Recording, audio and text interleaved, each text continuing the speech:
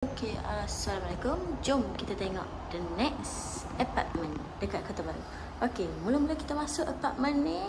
Ni pintu dia. Dah masuk, sebelah kiri dia dah ada dapur. Okay, dapur ni lengkap dengan ada hood untuk masak ni, yang vacuumkan asap apa semua. Ada kabinet, ada mesin basuh, ada peti ais dekat sana dan juga meja untuk 2 orang makan. Okey, jom kita tengok.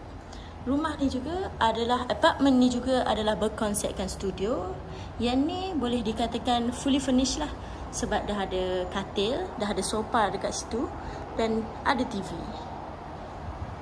Okey, yang tadi kita tengok raw punya, tak ada apa-apa, kosong. Yang ni dah fully furnished, siap dengan aircon, siap dengan kipas 2 biji dekat sini dan juga ada lampu semua. Okay, dan ada satu kabinet dekat sini. Jom kita tengok ke beranda ataupun balkoni luar. Dekat sini kita boleh lihat jalan untuk Kota Baru ke Pasir Mas. Okey. Kita masuk belah dalam.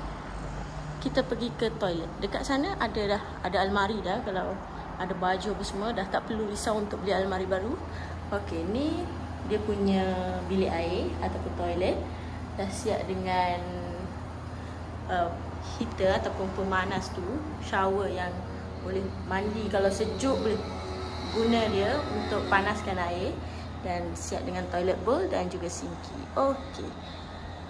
Nak tahu harga, nak tahu maklumat yang lebih lanjut, boleh hubungi 011 3758 1340. Bye bye semua.